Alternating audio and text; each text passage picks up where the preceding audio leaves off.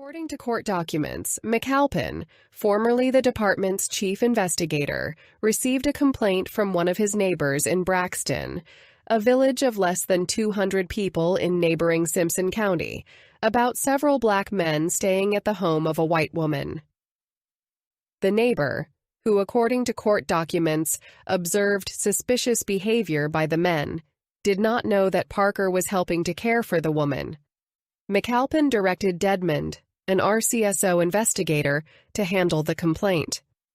Court records and plea hearings revealed that on January 24, 2023, Dedmond sent a group message to his colleagues Middleton, Elward, and Opdyke, all members of the Goon Squad. This message detailed a plan to violently enter a residence in Braxton, Rankin County, Mississippi, where two black men, MJ and EP, were living. The Goon Squad is notorious for its excessive use of force and failure to report such actions. Dedmond cautioned his team about the possibility of surveillance cameras at the location and instructed them to avoid bad mugshots, implying that they should use excessive force while ensuring their actions did not leave any visible marks that could be captured in photographs.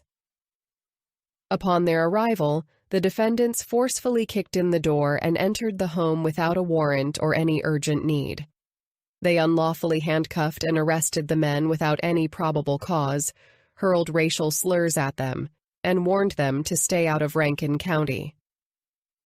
In a threatening display, Dedmond discharged his firearm twice to intimidate the victims.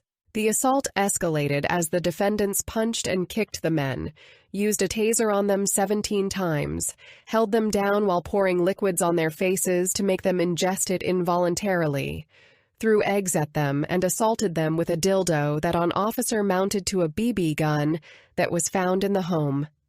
McAlpin, the senior officer present, failed to intervene during this brutal treatment and even stole property from the home while the assault was ongoing.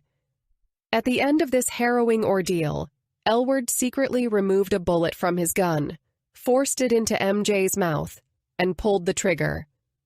The gun clicked without firing, prompting Elward to chamber another round with the intent to dry fire a second time. However, the gun discharged and struck MJ, causing severe injuries. It lacerated his tongue, fractured his jaw, and exited through his neck. While MJ lay bleeding on the floor, the defendants neglected to provide any medical assistance. Instead, they regrouped outside to formulate a false narrative about the incident.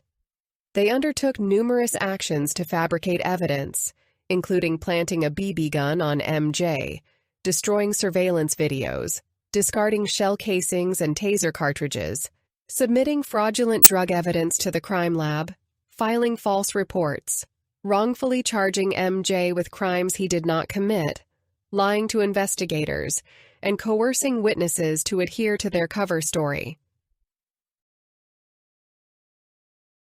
For several of the defendants, this was not their first instance of misconduct against residents of Rankin County.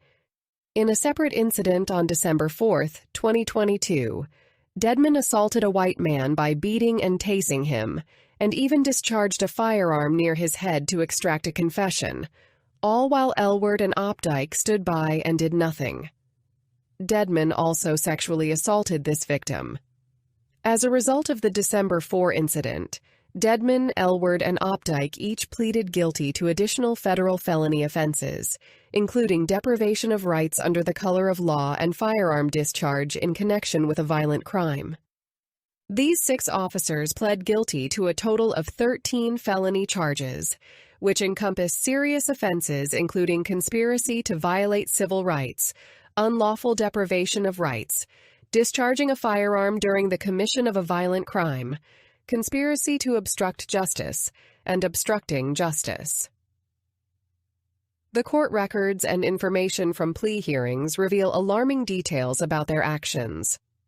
A number of brutality accusations against the Rankin County Sheriff's Office since 2004, verifying 17 of them involving 22 victims, with 20 deputies present at one or more incident. Accusations against the department included ramming a stick down a man's throat until he vomited blood, choking a man with a lamp cord and waterboarding him, jabbing an off-duty sheriff's deputy for a neighboring county in the buttocks with a flashlight, testing new tasers by shocking a man in the head and genitals, using a blowtorch to melt a nutcracker handle onto a man's bare leg before choking him with a belt, and dragging a blowtorch flame across a suspect's feet. Several people reported being stunned, having guns put in their mouths, waterboarded, and being told to move out of the county. The Goon Squad also made commemorative coins about the squad, one reading Lieutenant Middleton's Goon Squad. Christian Dedmond was sentenced to 40 to 25 years. Brett McAlpin was sentenced to 27 to 20 years. Hunter Elward was sentenced to 20 to 45 years. Jeffrey Middleton was sentenced to 17.5 to 20 years. Daniel Opdyke was sentenced to 17 to 20 years. And Joshua Hartfield was sentenced to 10 to 15 years. When searched, it was found that the Rankin County Sheriff's Department is not in compliance with the nationwide, public-facing platform of record. The Brady List, or Supreme Court of the United States Brady Doctrine, U.S. Freedom of Information Act 5, U.S.C. Section 552, Mississippi Public Records Act, Code Ann. 25-61-1, Open Government Act S. 248, Open Government Initiative, and the Open Government Directives, 2009, issued by the United States Department of Justice.